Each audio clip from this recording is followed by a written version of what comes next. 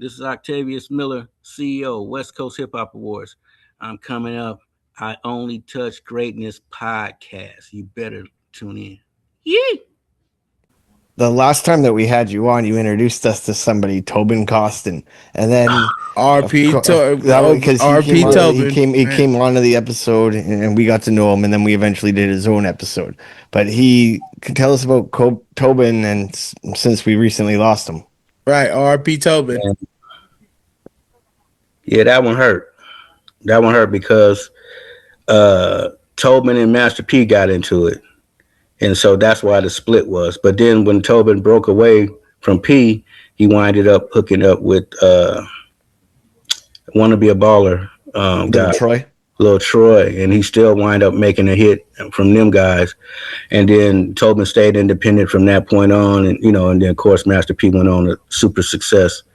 But he was one of the architects when they first started out. He was the one that was bringing a lot of the information and the structural side of it as I've gone on. And I've actually written Tobin's book. I just haven't released it yet. I got to wait for his wife to give me the green light to do that. But he wanted me to write his biography, and I did that for him. And it's sitting in my computer right now that we're talking on. And but he was just a good guy, man. It chokes me up, man. It's like, and he was a healthy guy, so I just didn't understand why he died, but it was just weird.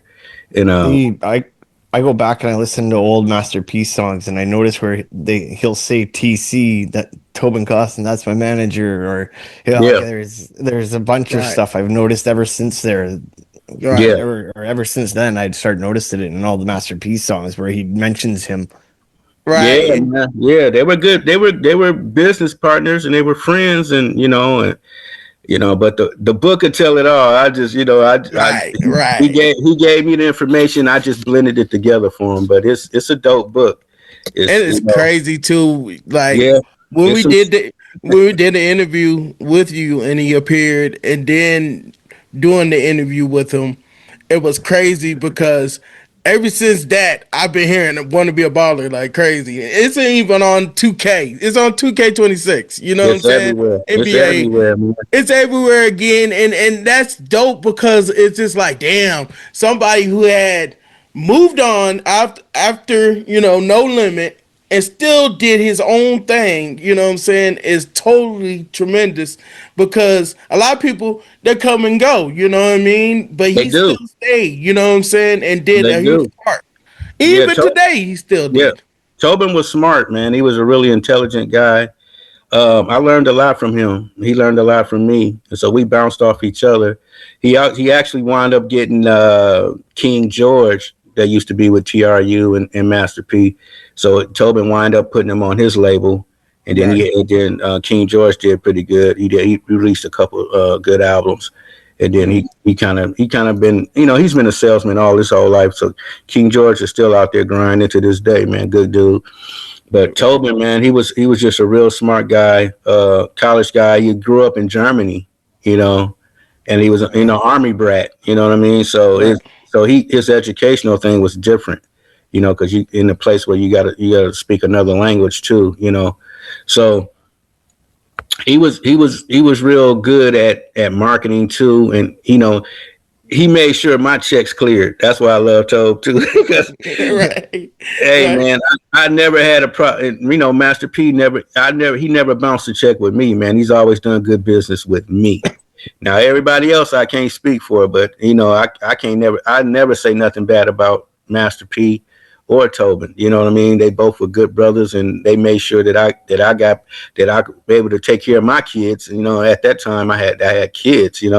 So both those guys they were both geniuses, man. They just separated and parted, and they both still had successful careers.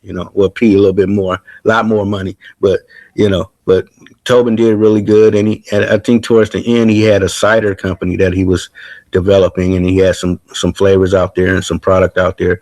But good guy, good father, man. You know what I mean? Good family. He had a really good life. Right. So I'm proud. He must be getting royalties from "Want to Be a Baller." He's getting royalties from a lot of stuff. He was playing that song a lot. He was bound. That plays every day across the country.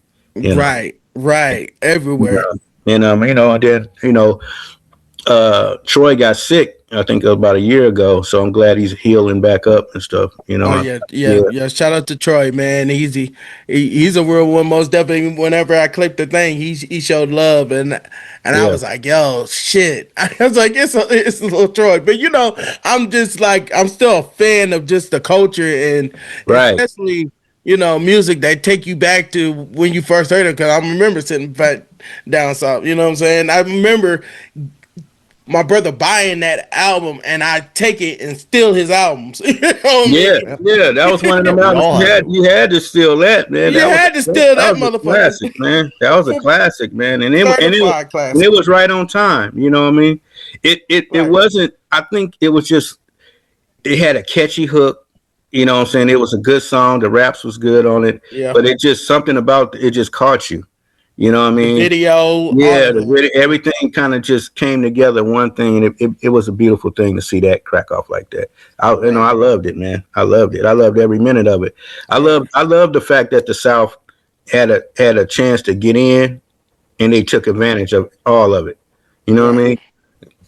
Right. And that's why they're still winning today. That's why you got the Futures and the TIs and Yeah. Outcast and all the man, it's legends. Yeah. And what you